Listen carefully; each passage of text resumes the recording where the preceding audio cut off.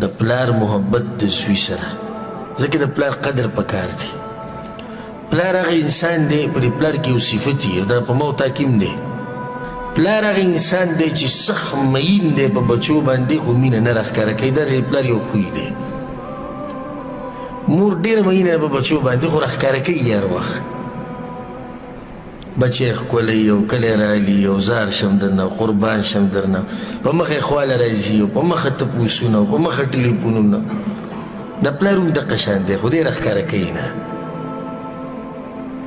دی چې په تولۍ کې پروت دی، د شپې سره څه خیال دی؟ داسې پروت دی. د دقه سوچي پلانې او علانې او هغه زوی او هغه لور او هغه داسې او هغه داسې، سکول دی، مدرسه ده، سبق دی. دغه پلانې بیمار دی، دغه بل څه زیړ زیړ کېږي چې ګوره څه چل دی.